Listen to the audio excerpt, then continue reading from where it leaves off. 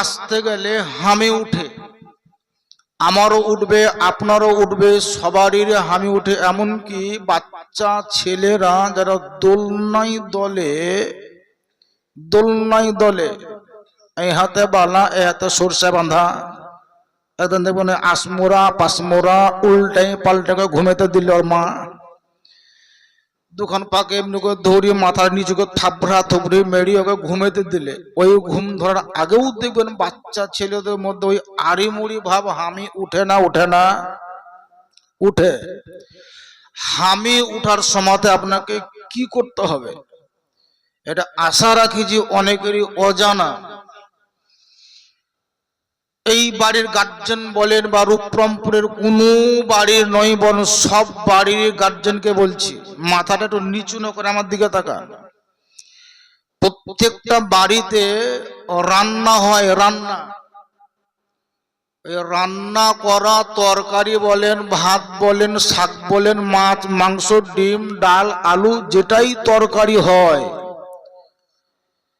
হ্যান্ডসেল ঘর যাকে কিচেন ঘর বলছে, কিচেন ঘর না কি বলছে ওইটা ইংরেজিতে, এমনিতে হ্যান্ডসেল ঘর বলি আমরা, ভাতের ঘর। এই ঘরের ভিতরে হাঁড়িতে ভাত রাখা আছে, তরকারি তাইয়ে রাখা আছে, তারপরে দেখবেন প্রত্যেকটা মা বোনরা ওই তাইয়ের মুখে একটা ঢাকনা লাগিয়ে দেয়, ভাতের হাঁড়ির মুখে ঢাকনা লাগায়। তাকে যদি জিজ্ঞাসা করে যে তুমি ঢাকনা লাগাইছো কেন, উপর থেকে কোনো যদি আশ্চর্য পড়ে যায় নষ্ট হয়ে যাবে, টিকটিকি পড়তে গেলে নষ্ট হয়ে যাবে, কিছু যদি না হয় তা হাড়ির মুখ খোলা থাকলে বিড়াল ঢুকে হয়তো মুখ দিন দিবে। তার মানে কেউ যেন এই তৈরি করা রান্না করা ভাত তরকারি সবজিকে নষ্ট করতে না পারে, যার জন্য মুখে হাড়ির মুখে থালা দিলাম বা ঢাকনা দিলাম। এরপরেও দেখবেন ঘরের দরজাকে এমনি করে টেনে জিজির লাগায়, কে জানে যদি কুকুর ঢুকে যায় সব শেষ করে দেবে। তার মানে তরকারি রান্না করা বলেন, ভাত রান্না করার হাড়ির মুখে ঢাকুন দেয় কিছু যেন না পড়ে। আমাদের যিনি পৈগম্বর আজম আকা মুস্তাফা, নূরের নবী মুস্তাফা, দয়ার নবী, মায়ার নবী, নবী মুহাম্মদুর রাসূলুল্লাহ, জোরে পড়েন সাল্লাল্লাহু তাআলা আলাইহি ওয়াসাল্লাম, তিনি বলেছেন, শোনো হে আমার উম্মতানেরা, তোমাদের পিছনে গাইড করার জন্য নয় বরং তোমাদেরকে ধ্বংস করার জন্যে, মূল্যবান ঈমানকে নষ্ট করার জন্যে, জান্নাতি পথ থেকে বর্জন করার জন্যে, জাহান্নামী পথে নিয়ে যাওয়ার জন্যে সর্বদাই 24 ঘন্টা এনি টাইম শয়তান তোমাদের পিছনে লেগে আছে, গ্রাস করার চেষ্টা করে। শয়তান মানুষের ভিতরে ঢোকার বড় সুযোগ সুবিধা পায়। এর জন্য আমাদের যিনি পৈগম্বর আজম নবী মুস্তাফা বলেছেন, যখন তোমাদের হামি উঠবে, হামি মুখকে ফাঁক করে মুখকে হাঁ করে যখন হামি উঠবে, ওই মুখ বড় হওয়ার কারণে শয়তান যেহেতু তোমাদের নিকটে সব সময়ের জন্য ঘোরাঘুরি করে, আমাদের যিনি পৈগম্বর নবী মুস্তাফা বলেছেন, শয়তান যেন তোমার ভিতরে ঢুকতে না পারে, কিন্তু ঢুকার চেষ্টা করবে। যখন তোমার হামি উঠবে, ওই হামি উঠার সময় মুখ বড় হওয়ার কারণে শয়তান চট করে মুখে ঢুকে যায়। আমার পৈগম্বর নবী বলেছেন, যখনই তোমার হামি উঠবে, হামি উঠা মাত্রই তুমি তোমার মুখে বাম হাতে ঢাকুন মতো লাগিয়ে দাও। ভাতের হাঁড়িতে ঢাকুন লাগাতে যেমন পিপিলিকা পড়তে পারে না, ইঁদুর যেতে পারে না, টিকটিকি পড়ে না, আমাদের নবী বলেছেন তোমার ভিতরে শয়তান আদৌ যাবে না যদি হামি উঠার সময় তুমি মুখে হাত লাগাতে পারো। তো তার মানে হামি উঠার সময় তো মুখে হাত লাগা, এটা সুন্নতে রাসূলুল্লাহ, জোরে পড়েন। অনেকে দেখলাম হামি উঠে মুখকে হাঁ করে হামি উঠালাম কিন্তু হাত দিলাম না, জি অনেকে দেখলাম। তবে শুনেন, আজকের পর থেকে যখনই আপনার হামি উঠবে, ওই হামি উঠার সময়তে চট করে আপনি বাম হাতটা মুখে লাগিয়ে দেবেন, এইভাবে জানেন দিলাম। জানতো না, জানালাম তো, জানাবার লাগি তো আলাম। তবে না, হামি উঠলেই মুখে হাত লাগান। আপনি বলবেন মৌলানা সাহেব নামাজ পড়বো তখন, নামাজ পড়বো তখন। নামাজের সময় তো অনেকের হামি উঠে না, উঠে না। এইদিকে একটা লোক, এইদিকে একটা লোক, একজন দাঁড়িয়ে উঠে না, উঠে না। আল্লাহর নবী আকা মুস্তাফা বলেছেন, যখন তুমি নামাজ পড়বে, নামাজ পড়তে গিয়েও শয়তান তোমাকে গ্রাস করার চেষ্টা করবে বা কৌশল চালাবে। নামাজ পড়াকালীন যদি তোমার হামি উঠে, দাঁড়িয়ে দাঁড়িয়ে আপনি কিয়ামে আছেন, তার মানে ফাতিহা পড়ছেন সূরা, বাম হাতের উপরে ডান হাতটা রাখা আছে। আল্লাহর নবী আকা মুস্তাফা তিনি বলেছেন, যখনই তোমার হামি উঠবে, ওই হামি ওঠা মাত্র তুমি বাম হাতটা লাগিয়ে দাও। ডান হাতটা লাগার জন্য নবী বলেনি।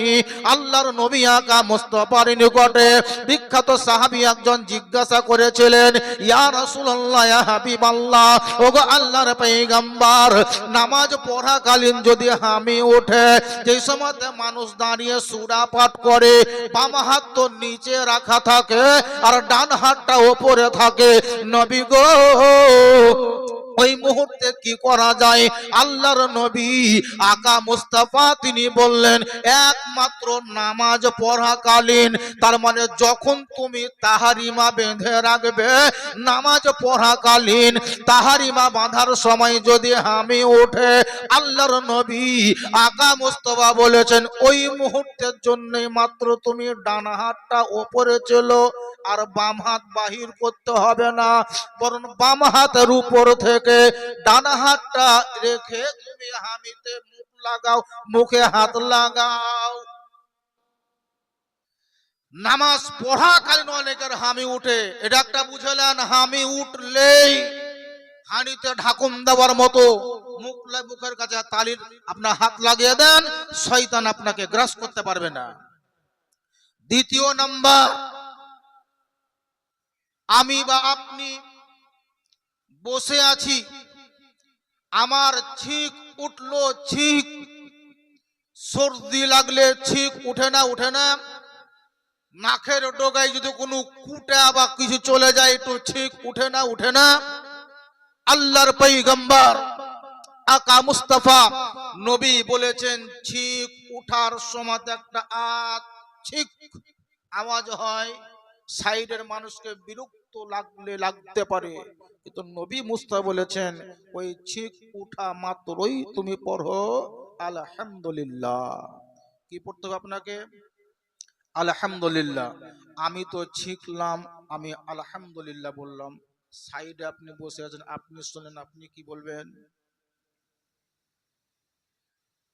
আপনাকে তো বলতে হবে, ছিক উঠলো আমার, আমি আলহামদুলিল্লাহ বললাম, আপনি শুনেছেন, তার মানে আপনাকেও বলতে হবে। এই দেখেন বিহাই বলছে ইয়ারহামুকাল্লাহ, জানা আছে, তাহলে ইয়ারহামুকাল্লাহ আপনাকে বলতে হবে।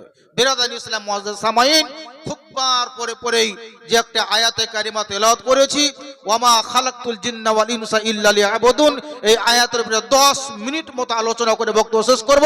তার আগে সবাই মিলে জোরে সোরে ভক্তি ভরে একবার দরুদ শরীফ পাঠ করেন, আল্লাহুম্মা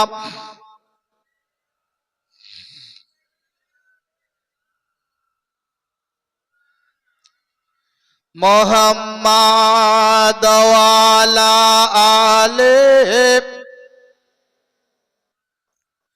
মাওলানা মুহাম্মাদ ওয়ালা আলে সাইয়্যিদিনা মুহাম্মাদ।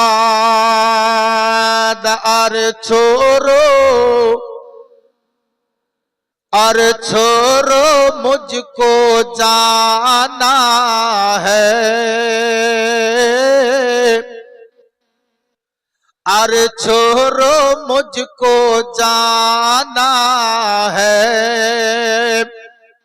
और मुस्तफा के कदमों में छोड़ो मुझको जाना है। जोरे बोलें सुभान अल्लाह। আর একটু আস্তে করে বলেন দেখি সুবহানাল্লাহ। দুটো হাতকে উঠে বলেন দেখি ইয়া রাসূলুল্লাহ।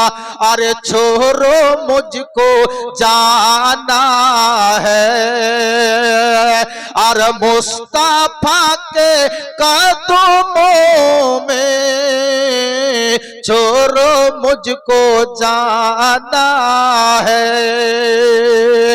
अरे छोड़ो मुझको जाना है